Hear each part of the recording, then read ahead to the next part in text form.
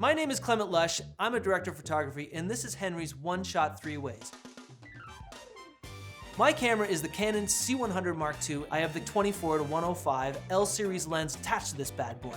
Today we're going to let the lights do all the talking. We're going to be showing you how one shot can be lit 3 different ways to make the same shot feel completely different. And to do that, we're going to use some really cool LED lights from Aputure.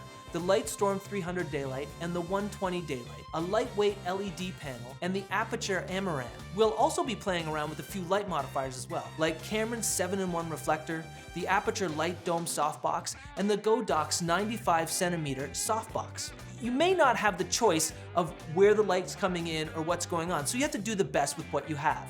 First things first, we have to block the shot before touching any of the lights. Now that I've figured out where the camera location will be and where I want the actors to sit, I'll get the actors to scram and I'll start setting up the lights. So our first lighting setup is the high key lighting setup. Now, what that means is that everything in the room is fairly neutral. When I shoot comedy, almost all the time, this is what we have. And back in the day, if you watch old sitcoms, this is what they did. Today we're gonna be using the Aputure 300 daylight. We're gonna have 2 of them.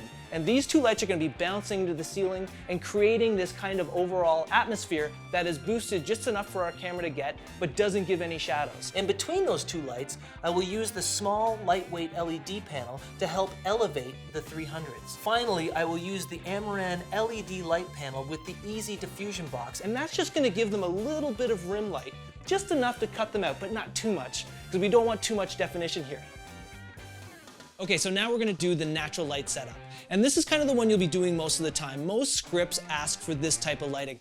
What does it normally look like in the kitchen in the morning, afternoon, or night? I really try to use as much available light as possible so the shot can feel authentic. We can use the Cameron 7-in-1 reflector to achieve this, either by adding a touch of eye light with the super soft reflector as a bounce, or by cutting the subject out from the background with a hard bounce of silver or gold, depending on what the time of day the script calls for. I will use the Lightstorm 300 daylight on the key side with the Godoc's 95cm softbox. This is gonna be our sun. It's just gonna come in and flood everything over, and whatever shadows we get, we get. As a fill, I will use the Aputure Lightstorm 120 daylight directed at the roof with the light dome diffusion. It's a big softbox for this light, and we're gonna bounce it off the ceiling and just do a little bit of fill. All at about 50% intensity. We'll keep the same backlight as before, And that's just gonna do a little rim light. It's gonna do exactly what it did before, just cut them out from the background. and last but definitely not least, moody lighting. I absolutely love it. Fundamentally, you are working with contrast and lighting direction to create shape and mood within your frame. You're literally painting with light, and it allows your audience to have this dramatic emotional connection immediately.